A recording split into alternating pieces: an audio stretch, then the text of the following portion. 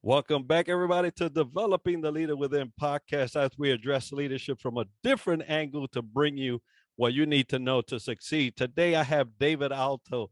David is the owner of Alto Advance LLC and the host of Job Seeker Live Talk on LinkedIn.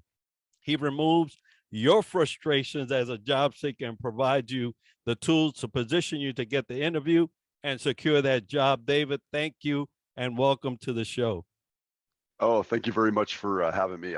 Anytime I get to, impart my wisdom, upon others and my knowledge, just to, help people, land that job faster. That's all. It's what I'm about. Absolutely, and we were sharing before the show the fact that I had served in the Navy, served as a career counselor, so I know this topic is very, very important. Folks, we're going to be talking about leadership and resumes / LinkedIn, because today you can kind of interchange those two at any given time. But before we begin, David, tell us a little bit about you. Sure. Background, I've been that job seeker. I've been that hiring manager. I was a multi-unit manager for a very long time, so I had very large teams to manage. And then combine that of doing what I'm doing now. Left my day job about 2.5 years ago to do this full time. And it was through engaging on LinkedIn that I really kind of combined all those passions and knowledge to do what I do now. And so, again, resumes, interview prep, career coaching, leveling up, whether it's a job seeker or maybe it's an entrepreneur trying to kind of get a foothold on LinkedIn. So I provide some coaching in that as well. And that's wonderful. Now, I mentioned LinkedIn, resumes, leadership. Those three things are usually not paired together because, they try to separate those. But there are key things to resumes, and we'll talk about that here now. So what's the impact in your view of a well-written resume? Sure. To be honest, it's not as important as it was a long time ago. And let me take a step back. So look, we have the ATS now. So companies are using software to scan the resume versus job description, or they have a recruiter go in there, keying in some keywords. So they're really looking at resumes less, but you still need a good resume to get noticed.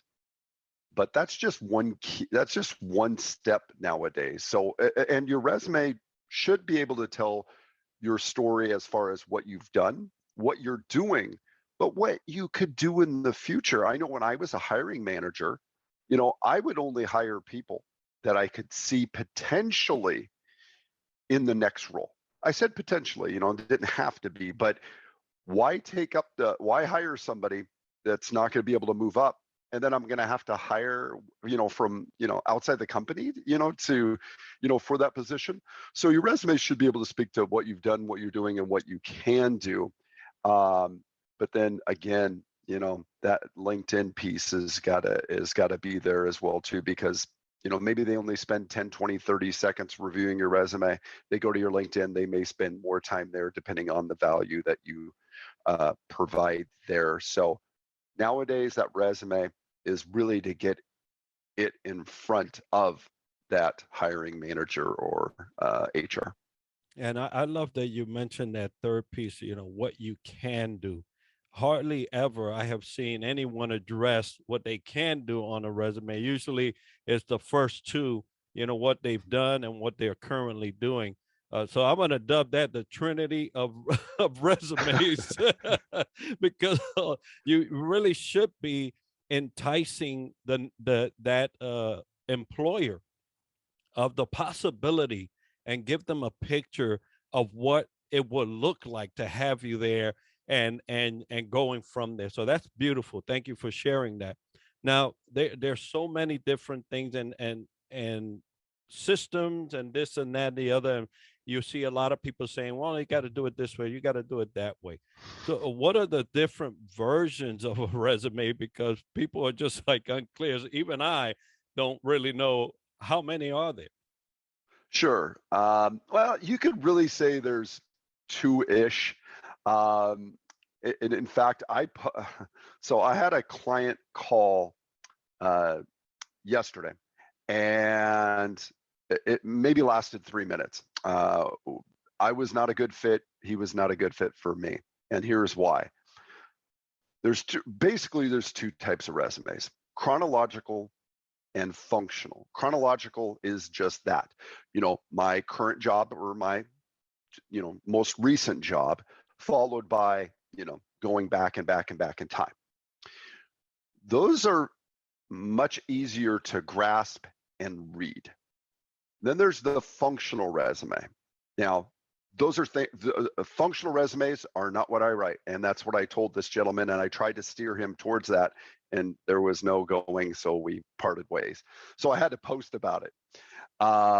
And most resume writers that came in and shared on my post on LinkedIn said the same thing. Functional resumes, a lot of times people will write those if they have a huge gap. But here's the structure of functional. Really, the first page it'll list like leadership skills, and then maybe 4, 5, 6 little paragraphs, maybe some other things, and then it really just lists the companies that you worked with, the jobs, and the dates, and nothing under those jobs. Problem with that is, if you've had 3 or 4 different jobs with different companies over the past 10, 15 years, and on your resume under like leadership, you have, I did this, but it doesn't say like where you did it. Well, then the reader of that resume actually usually has more questions than answers. Like, oh, well, okay, that's good, but did he get that at that job or that job? So again, a lot of times people do it to hide gaps of unemployment on a functional resume. Problem is, they're going to find out anyway. So functional resumes, I never liked reviewing them when I was a hiring manager, and nor do I like writing them, because I just do not think it puts your best foot forward. And then there's the kind of hybrid of the two, and I guess that's almost what I use. Um, uh, More of a chronological, but taking some aspects of a functional resume. I have a post that I posted about it, that kind of explains a little bit more. But those things do matter, because listen, if you're sending a functional resume and maybe it has all that great value, but it's hard to decipher, uh, people are not going to take the time to decipher it or call you to get a better understanding. They're going to move on, next, next, next. So the chronological, for me, again, as a job seeker, as a hiring manager, as a resume writer, I think is the best bet to go. Yeah, and I totally agree. Now, you bring up a point as you're talking. I say, there's a lot of people that have gaps because of what we went through. Sure. And you mentioned a word that I have heard often before with gaps, and it's hiding gaps. Now, there's a way to address gaps, and I always encourage people when I talk to them about career. If you have a gap, you better make sure that you fill it with something.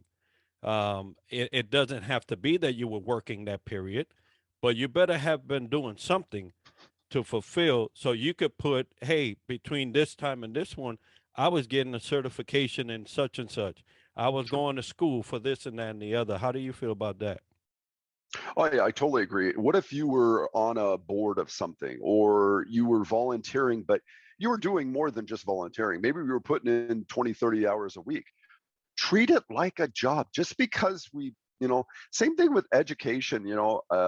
If you're a college student, you don't have much work experience, treat the projects that you were a part of in school like jobs. Treat that volunteer work. What did you learn? What did they leverage you? The knowledge and skills that you possess, what did they leverage you for? Totally get it. But even before COVID, a gap of a year isn't that big of a deal, because let's face it, people move, people are doing, different things. And sometimes it takes a long time to find a job. It's not like it used to be decades ago that if you were unemployed for more than 2 months, something wrong with you because you should be able to find a job. Now it's just harder. There's 400 to 600 applicants per job. So it really depends. But during the pandemic, I mean, you have a pretty good excuse for a gap, depending on, your situation. So gaps aren't as big of a deal. Now, if it's a 5 or 7 year gap, then yes, but you can't hide that. Now, you can do what you just said. You can talk about it, or on a cover letter, maybe you have to explain you had to take care of a sick, relative or something in your life that happened. But if you're truthful, and you target it just right, those gaps don't have to be that big of a deal. Yes, I agree. Now, there's different versions of how resumes are presented. And I shared with you when I went into the corporate world from retiring from the military, I went to an interview. And in that interview, although I had submitted what I believe was my best version of a resume, when I Sure. went to go to the interview, the two individuals interviewing me, and this was at the executive level, had printouts of my LinkedIn profile that blew me away because this is 2016. LinkedIn was just getting really noticed. So, does your Yes. resume and LinkedIn profile have to match? Sure. So what they did is, yes, you could go to anybody's profile, even if you're not connected. You can go to that little more button under their name and click save to PDF, and that's what they do. So, okay, you you would never on your LinkedIn, or you shouldn't, just list the company name, the job title, and the dates, and nothing else, right? Because you would never do that on your resume. So guess what? Yes, they should be the same. Here's why. I talk to recruiters all the time. They they they so dislike. They have a resume. They go to somebody's LinkedIn. They both say something totally different. Still same job, but it's different verbiage. Or now they have to go, okay, which one's right? Which one's current? Well, again, you really want them to. Plus, you really want them to be the same. Plus, if a recruiter finds you on LinkedIn, you don't need them to ask you for that resume if the content is there. So please put it there. And then there's obviously so much more that you can add as well. Yeah, and I love the fact that you can use your LinkedIn profile as your resume representative, right? Because you can add, you said you can just add some, there's video options you can add to their spotlights, feature section, your about section, all these things that you can, expand on or expound on from your resume. But I was floored when I'm sitting in front of them and they're looking at my LinkedIn profile. And I was like, oh, snap. Had I not invested to put the best version and the appropriate version, because I'm sure they looked at both. Um, and you're so right about that. You know, uh, treat it as a ongoing resume where people visit it without you and without your knowledge, by the way, because Yes. sometimes you don't get notified if somebody visited your profile. But that is a sure way of creating more questions if you don't. So thanks for validating that because I know it was true for me. Now, leaders have a role in folks progression, their advances. So, what are some things that leaders can do to prepare their people for the next job? Sure. So whether that job is with their company or with something else, good leaders want great things for their teams.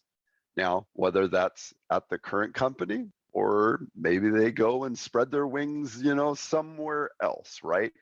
So I made it a point during workforce planning, during that yearly meeting that I would have with senior leadership, talking about each of my teams and each of my indirect reports, direct reports. But then when I went to talk to my direct reports and indirect reports, um, I said, if something happened today, company sells, closes down, whatever, what are you going to do? I have no idea. That's fine. Get out a piece of paper. Let's write some stuff down. Let's write some goals down. You know, that is a great time during annual reviews or a couple times a year. You should be, as a leader, you should be jotting down things that your teams are doing, great things, and share with those during workforce planning. But I would go one step further. I would help them with their resume. I would say, you know, let's get it out. I know with my wife's current company, they have to update their resume because of the clients that they serve, and sometimes they have to provide that. But as a leader, you should constantly wanting the best for your people, whether that's here at the current company or somewhere else. And that's just really taking an ownership in what they want to do. What do they want to do next? What's next for them? Even if they say, Dave, I'm good, you know, I don't need to learn anything else. No, I see you doing this and this and this, you know, 5 years down the road, you know, I could see you in this position. Could you? Okay, now that you say that, yes. Okay, so now let's work on those things. You know, by doing that, you become not just a leader, a boss. You do in fact become a leader. They're more loyal, and I'm not trying to trick them by doing that, but you know, being a genuine leader allows you to actually be a leader and not just a boss. A boss is concerned with you staying with our company and that's it. Don't want you going, you know, nowhere else. Where a leader wants it for you. And those are relationships that you take forever, regardless of you know, you leave or they leave.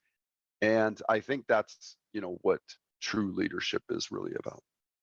Yes, the leadership is a leader is an investor, and you have to learn how to invest in your people regardless of the outcome, whether it's to your the benefit of the company or to prolong their stay at that job site. That person will outlive that company more likely than Yes. not. And so you have to, if you're truly a leader, you have to invest in that person and their future. So I love that. Now, talking about LinkedIn proper, there's so many things that you could, and so many sections on that page that you can fill. Now, I've exhausted almost every area of that page, and it's Sure. almost information overload because I mentioned, the fact that you can now throw video.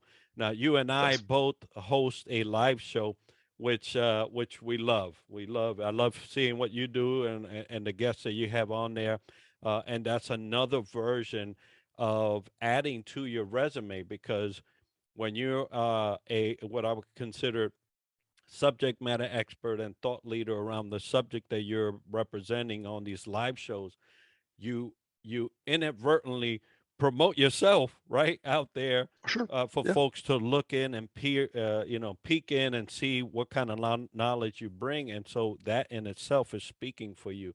But there are some things that I ultimately need to have right on my LinkedIn profile because if not, I could really mess it up. So, what are the top things I need to have on my LinkedIn profile? Sure. We'll just take the average person, right? That's on LinkedIn. That banner uh, doesn't need to be, so if you live in Seattle, doesn't need to be a skyline of Seattle with the Space Needle and stuff. No, that banner, if you work at Amazon, it's not the Amazon logo either. Now, if you own your own company, then sure, you put your own banner up there. But I don't know too many people that own Amazon. Maybe one, but I don't know. But anyway, no, that banner needs to needs to help define what you're amazing at. If you're a project manager, operations manager, whatever, the easiest way to do that is if you Google like some of those high level skills. Let's say it's operations management. If you Google that and then you click on the images tab, you're going to find photos relevant to that, because somebody, when they first go to your profile, they may only spend about 5 or 7 seconds.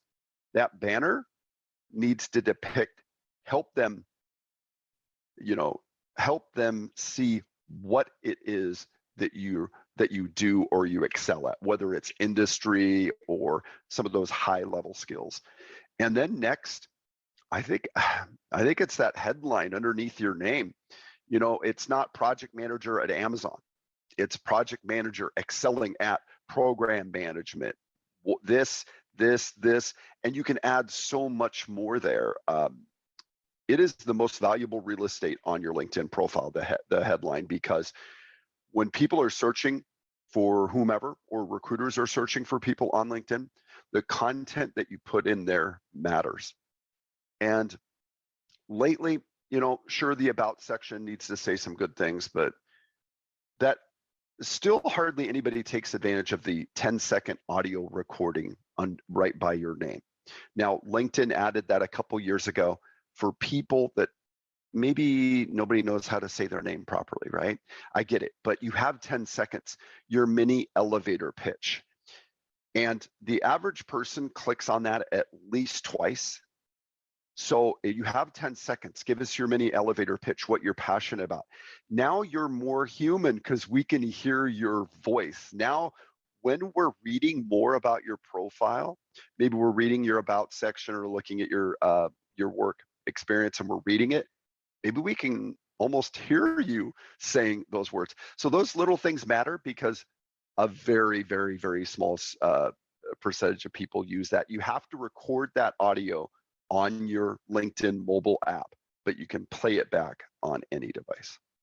Yeah, I love those sections, and even now they've added a video portion to your Oh, picture, yes, right? And so that's yes, another added way of making sure that your message is coming across, especially if you're trying to get hired in a competitive arena where folks are looking for jobs now, that things are seemingly uh, acquiring a new normal, right? They sure, almost there, and people are going back to work and offices and things like that. So take advantage of those areas, folks, because they really are beneficial.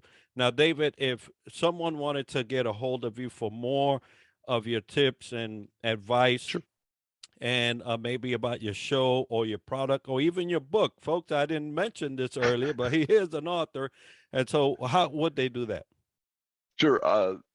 Obviously, I'm on all platforms, but I'm very, very active on LinkedIn. Either message me, connect with me, follow me. It's me that I don't have a bot or I don't have a VA that goes in and comments as me. It's all me all day. So that's the easiest way uh, to come find me, is just connect with me on LinkedIn or follow me. I still can accept 6,000 plus more connections. So. All right, folks. Well, you heard it. Get in touch with David.